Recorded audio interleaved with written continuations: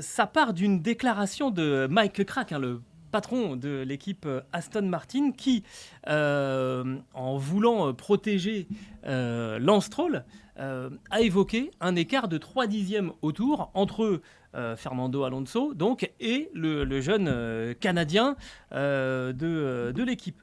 Et là, Stéphane, on a quand même eu envie de vérifier si cet écart entre le pilote canadien et le double champion du monde espagnol était véritable, bon, sachant que les deux hommes feront partie de l'équipe Aston Martin en 2024, ça a été confirmé. Le premier point qui m'a intéressé, on va revenir plus précisément sur cet écart, c'est de voir l'écart finalement entre Lance Stroll et Fernando Alonso. Est-ce qu'il est plus largué que les autres deuxièmes pilotes de l'équipe? J'ai simplement regardé le nombre de points d'écart entre deux pilotes de la même équipe.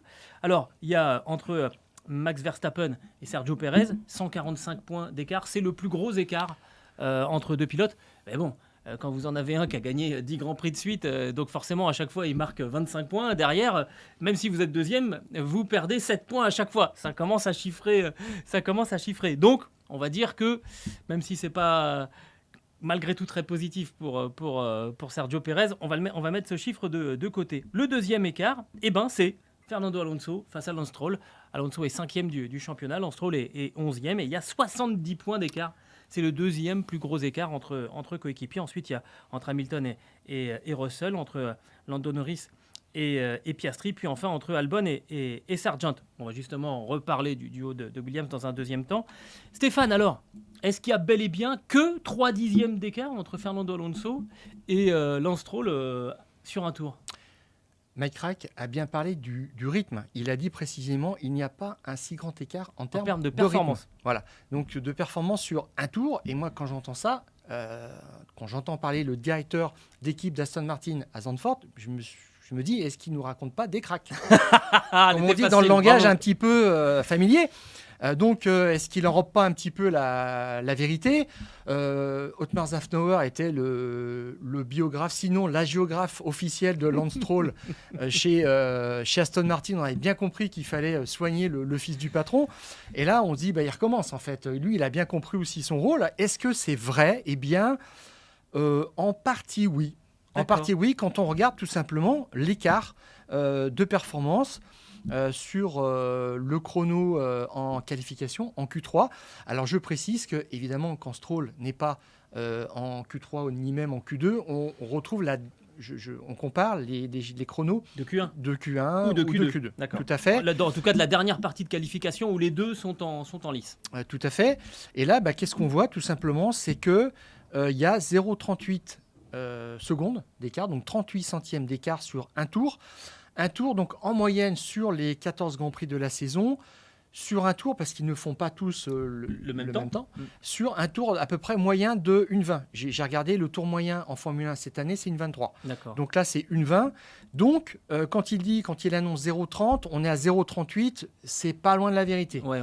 Mais je trouve que il c'est n'est quand pas même... allé jusqu'au centième. Voilà, c'est quand même important, c'est quand même conséquent.